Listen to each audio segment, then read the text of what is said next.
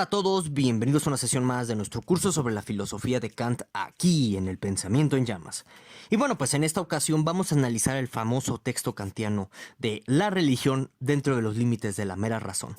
Y bueno, aquí lo que nos debemos de preguntar en toda esta sesión y siempre que nos acerquemos al texto kantiano ya mencionado es si nosotros de pronto podríamos fundamentar a la religión en la racionalidad, ¿de acuerdo? Y que bueno, en el contexto de la filosofía kantiana, esta pregunta la debemos de entender de esta manera.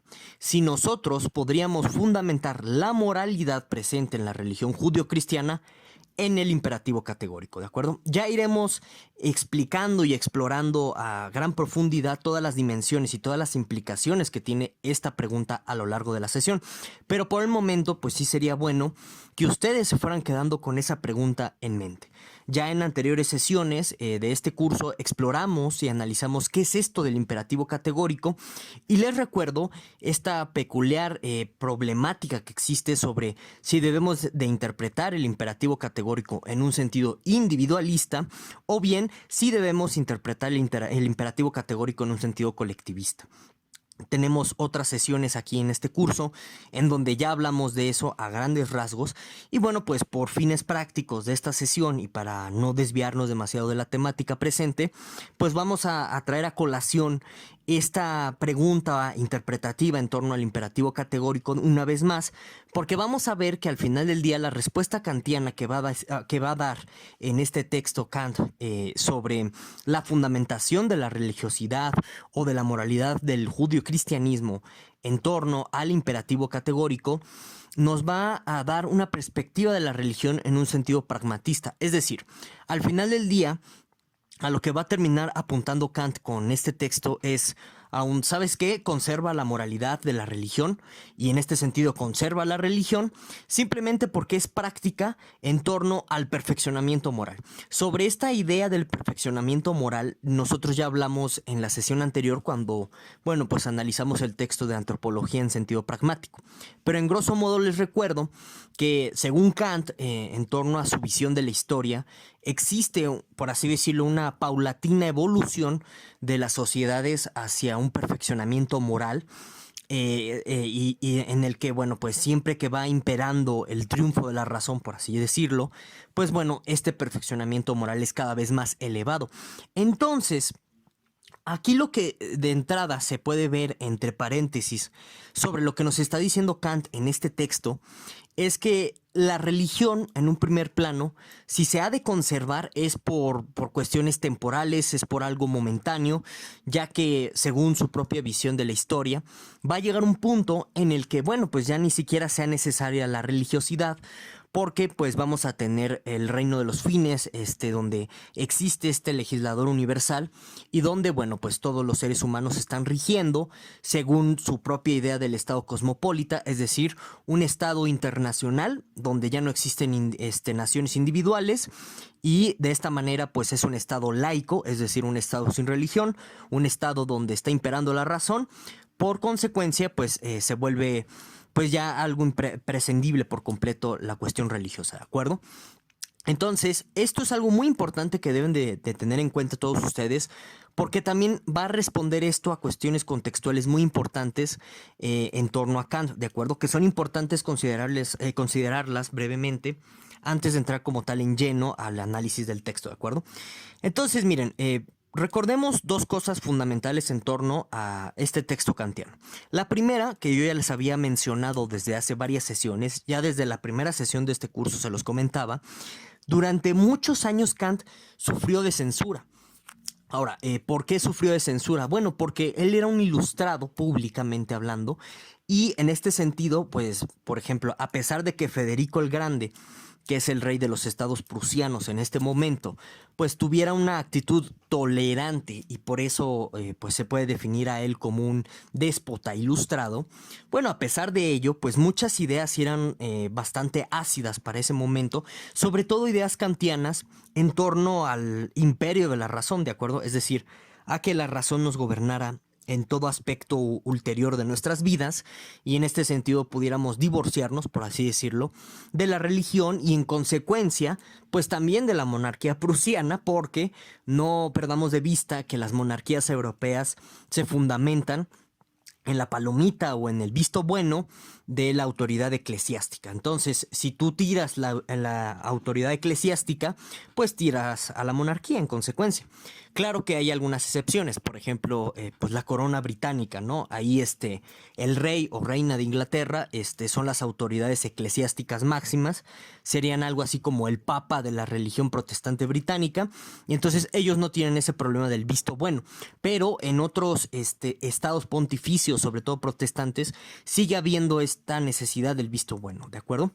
Bueno, entonces, dicho esto, es por eso que nosotros no debemos de perder de vista que muchas de las ideas kantianas de su momento, pues van a ser censuradas. Kant va a vivir con miedo durante varias décadas, hasta que, bueno, Federico el Grande comienza a enfermar, comienza a envejecer, uno de sus sobrinos lo va a suceder en el trono temporalmente, y bueno, durante todo el periodo de decaimiento de Federico el Grande, que bueno, él también tenía otras preocupaciones en mente, va a ser en este periodo en concreto en el que Kant se va a aprovechar, por así decirlo, y va a comenzar a publicar textos como la crítica a la razón pura y demás, ¿de acuerdo?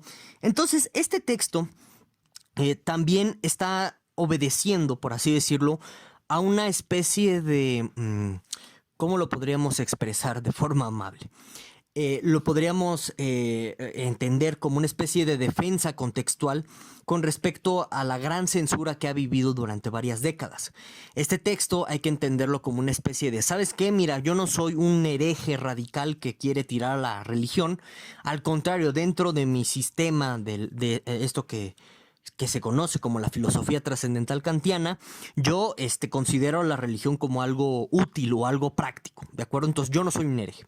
Entonces, por un lado, debemos de entender este texto así. Ahora, por otro lado, recordemos que en este momento histórico se está llevando a cabo el periodo de la Revolución Francesa conocido como el periodo del terror.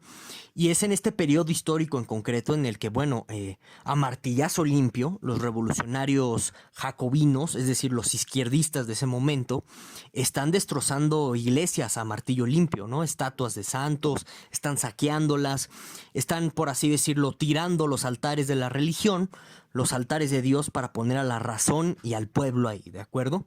Entonces es un periodo bastante convulso, bastante complejo, sobre todo en Francia, ¿no? Que se está viviendo y que por supuesto está inspirando a otros movimientos de la ilustración revolucionaria a seguir la misma vía, a seguir el mismo camino. Y a Kant le asusta muchísimo eso. Kant es un pacifista al final del día, él no quiere meterse en conflictos grandes con nadie, y esto lo podemos ver pues en esta rutinaria vida que tiene Königsberg, ¿de acuerdo? Entonces también este texto que estamos analizando hay que entenderlo como una forma de decir, ¿saben qué? Lo que están haciendo los revolucionarios en Lyon durante la Revolución Francesa en el periodo del terror es un error. ¿Saben por qué? Porque al final del día, tanto los ideales de la Revolución Francesa, la racionalidad, la ilustración y demás, pueden convivir en perfecta armonía con la existencia de la religión judio-cristiana. Entonces también nosotros debemos entender este texto en esta dirección. Ahora bien, es muy interesante si nosotros analizamos la forma del texto, ¿sí?, que tiene diferentes maneras de abordar la temática de la moralidad judio-cristiana y por lo tanto la idea del mal, el pecado y todo esto de una manera completamente laica. Es decir, Kant no se va a ir aquí por la vía fácil, por así decirlo, y va a tratar de responder a las grandes preguntas pues de la filosofía judio-cristiana, como esto ya lo analizamos en el curso de metafísica para aquellos que lo sigan. Para aquellos que pues no sigan ese curso, yo les invito a que vean esa sesión que tenemos ahí de San Agustín, porque bueno, pues como vimos en esa sesión, una de las preocupaciones fundamentales de la filosofía judio-cristiana es el del origen del mal. Y aquí Kant pues no va a apelar a cuestiones bíblicas para tratar de explicar este problema, sino que lo hace partiendo de lo que podríamos denominar nosotros como una naturaleza humana, ¿de acuerdo? Y bueno, aquí lo que vamos a encontrar presente es lo que se suele conocer entre intérpretes de Kant como la teoría del mal radical. Y es muy interesante, bien, fíjense, según Kant, nosotros como seres humanos naturalmente tenemos una propensión hacia el mal, ¿de acuerdo? Y esta es una tesis muy fuerte porque, como yo ya les había dicho, sobre todo en los sábados filosóficos aquí en el Pensamiento en Llamas, en especial cuando analizamos la filosofía de Hobbes, dependiendo de cuál sea tu tesis de la naturaleza humana, se va a seguir o se va a justificar cierta forma de gobernar, ¿de acuerdo? Entonces, es evidente que si tú eres Hobbes y crees que el ser humano es de lo peor, bueno, pues se sigue que necesitamos un gobierno igual de terrorífico que nosotros, o peor, con tal de mantenernos a raya, ¿de acuerdo? Entonces, cuidado con este tipo de postulados, ¿sí? Y bueno, en especial aquí con Kant, porque sobre todo va a tratar de fundamentar la idea del mal radical, o sea, la idea de que nosotros tenemos una propensión hacia el mal, a partir de cierta, digamos, filosofía natural que estaba, por así decirlo, ya presente en Hume, en el Tratado de la Naturaleza Humana, sobre todo con la cuestión de las pasiones, ¿de acuerdo? Bueno, entonces, según Kant, el ser humano tiene tres disposiciones a la hora de actuar. Es decir, según Kant, nosotros cuando actuamos estamos apuntando a tres fines en específico, ¿de acuerdo? Entonces, por un lado, tenemos ciertos actos, según Kant, que orillamos hacia un fin animal, ¿no? ¿Y qué quiere decir esto? Bueno, pues son actos que nosotros, los llevamos a cabo para satisfacer ciertas necesidades vitales y también para satisfacer ciertos instintos, así entre comillas, como, bueno, pues el instinto sexual, el instinto, no sé, por ejemplo, cuando te da comezón algo y te rascas instintivamente. Este tipo de acciones que nosotros podríamos denominar inconscientes, involuntarias y que se dan, ¿no?, espontáneamente dentro de nuestro comportamiento. Entonces, aquí lo que podemos observar es una teoría de la acción kantiana, es decir, una explicación filosófica de cuáles son los fines que persigue nuestro actuar cotidiano, bastante tajante con respecto a los fines que perseguimos, ¿no? Entonces, Kant dice que todas las acciones que tienen un fin animalesco, ¿sí?, es decir, instintivo, bueno, pues no son reprochables moralmente hablando porque son impulsos, ¿no? Es decir, tú no tienes una intención para rascarte si te da comezón algo, ¿no? O sea, tú si sientes excitación sexual, pues fue algo involuntario, ¿de acuerdo? Entonces, en este sentido, Kant está delimitando muy bien estas acciones de carácter animal, ¿de acuerdo? O que persiguen un fin animal. Ahora, dentro de esta misma teoría de la acción kantiana encontramos actos que según Kant los denomina actos que apuntan hacia la humanidad, ¿no? ¿Y qué quiere decir esto?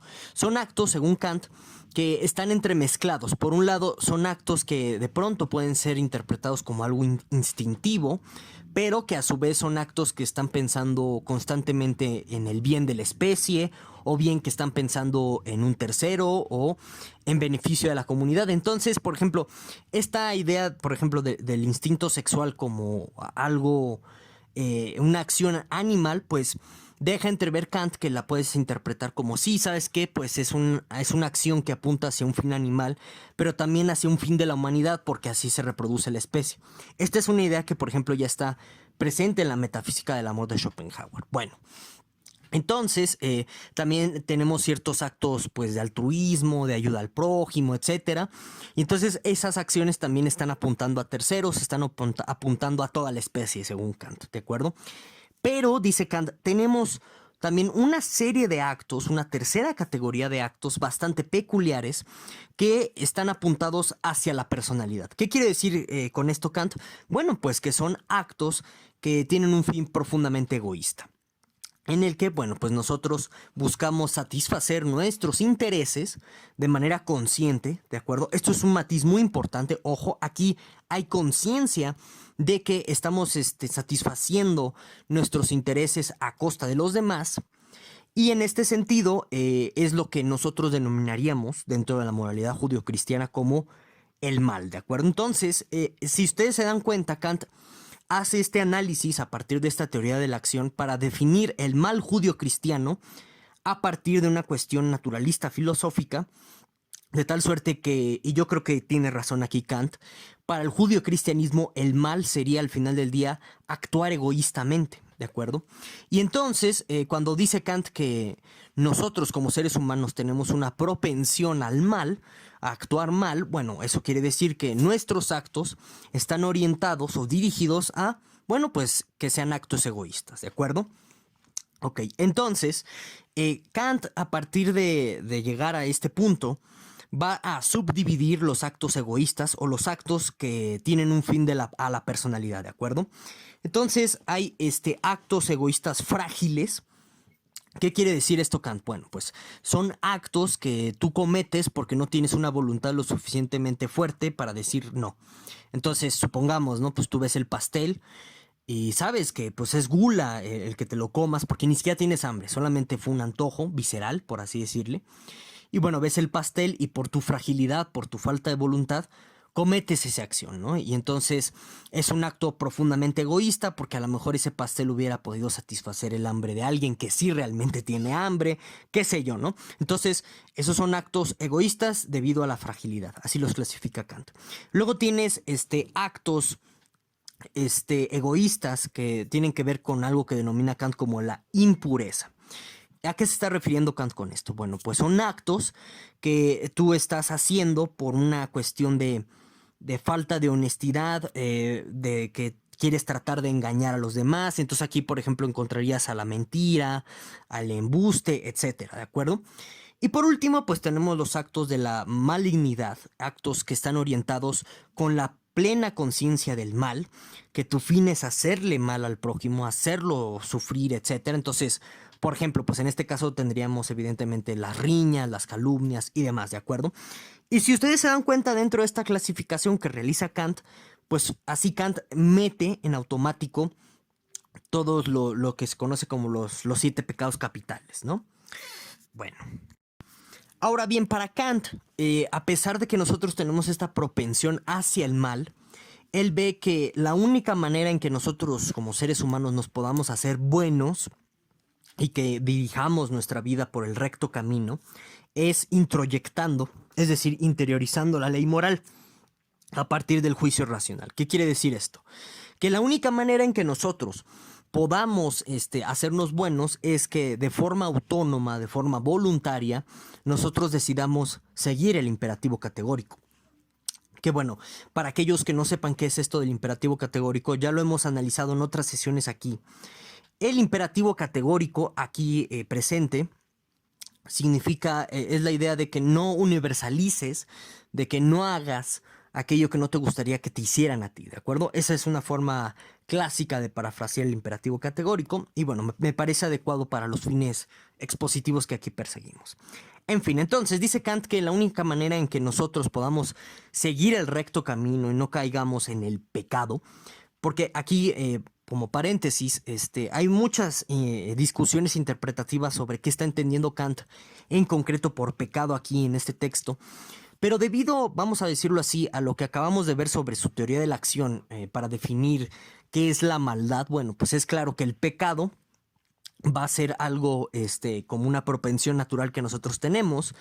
Y en este sentido, Kant está entendiendo al pecado aquí como todo aquel acto de carácter egoísta, ¿no? Y si ustedes se dan cuenta aquí, pues si evidentemente el ser humano por naturaleza es egoísta y por egoísmo está entendiendo los actos,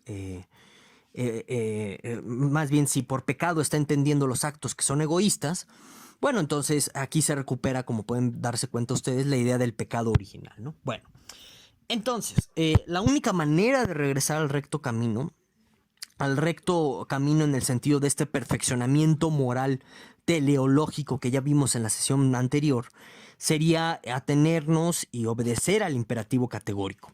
Que si ustedes son observadores, el imperativo categórico se puede parafrasear en muchos de los 10 mandamientos judio-cristianos, porque al final del día la base de esos mandamientos judio-cristianos, con excepción a lo mejor de no jurarás en nombre de Dios en vano, ni este mandamiento de amarás a Dios sobre todas las cosas, con excepción de esos dos, bueno, pues a lo mejor el resto de todos los demás mandamientos se pueden parafrasear en un no hagas a los demás lo que no te gustaría que te hicieran, o no universalices aquella acción que no te gustaría que fuera ley universal, ¿de acuerdo? Entonces, de esta manera también Kant está rescatando la base de la moralidad judio-cristiana presente en los famosos, pues, 10 mandamientos abrámicos.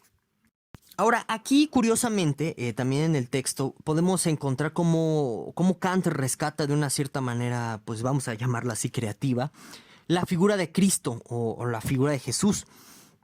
Según Kant, el cristianismo fundamentado en la razón, ¿sí? Es decir, el cristianismo fundamentado como una especie de alegoría del imperativo categórico, porque al final del día este texto kantiano está apuntando a eso, como ustedes pueden darse cuenta, que no, pues sabes que esto que llama el judeocristianismo como pecado, bueno, pues en realidad, sin la metáfora mitológica, ya saben lo de Adán y Eva y demás, bueno, pues en realidad lo que quiso decir, nos diría algo así Kant, es el judeocristianismo lo que quiso decir es que, bueno, pues nosotros tenemos una propensión al mal, que en realidad son actos hacia la personalidad, y entonces esto es lo que verdaderamente quiso decir, ¿no? Quitando la alegoría religiosa.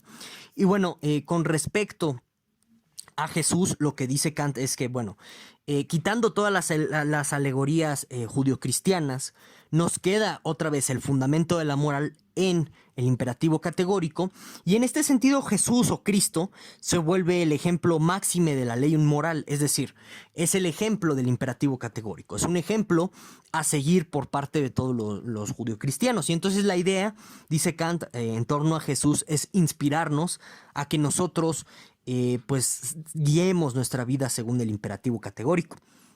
Y hasta ahí, pero si ustedes son observadores y analíticos de lo que les estoy diciendo, Kant no le está dando una connotación religiosa a Jesús en este texto. Al final del día es pues ¿sabes qué? Bueno, pues es un ejemplo bonito a imitar, a seguir, pero pues en realidad no es como necesario este ejemplo. Bien podrías tener otro ejemplo cualquiera. Buda también, por ejemplo, lo puedes entender como un ejemplo máximo de la ley moral, ¿no? Porque pues es un personaje que está guiándose por el amor al prójimo, por la compasión, etcétera, ¿no? Y así, diferentes figuras importantes de religiones basadas, aquí esto es lo importante, basadas en el imperativo categórico, es decir, a la universalización de las acciones que no te gustaría que te hicieran.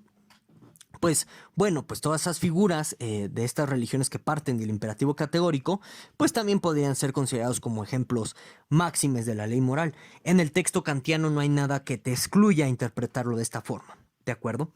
Y bueno, como ustedes pueden darse cuenta, la moraleja con esto que les acabo de decir, por así llamarlo, ¿no? La moraleja final del texto kantiano que estamos analizando es, bueno, ¿sabes qué? La moralidad judio-cristiana, es decir, la religión judio-cristiana, se puede fundamentar en la razón porque, esa es la respuesta kantiana al final, porque al final del día, la religión judio-cristiana es una alegoría del imperativo categórico. Eso es lo que nos está terminando por concluir Kant, ¿de acuerdo? No lo está diciendo de una forma tan tajante, tan rotunda, por la cuestión de la censura, pero sí es algo que se deja entrever. Y a tal grado se deja entrever esto que, por ejemplo, esto es un último paréntesis contextual, bueno, pues generó muchísimos conflictos entre los censores por tratar de entender este sentido oculto. Algunos censores sí estaban sospechando de eso, de, oye, Kant no estará diciendo esto, que al final del día la religión judio-cristiana es algo, bueno, provisional, es algo alegórico del imperativo categórico para personas que todavía no entienden qué es el imperativo categórico. Entonces surgió esa controversia entre los censores hasta que pues ciertos censores universitarios dijeron, no, pues sabes qué, de todas formas pues ya deja pasar el texto. Al final del día la audiencia, bueno, el público de Kant es muy limitado y pues casi nadie le va a entender, ¿no? Y sí, tuvieron razón, al final del día pues este texto no penetró como Kant soñaba que iba a penetrar en la sociedad prusiana de su momento.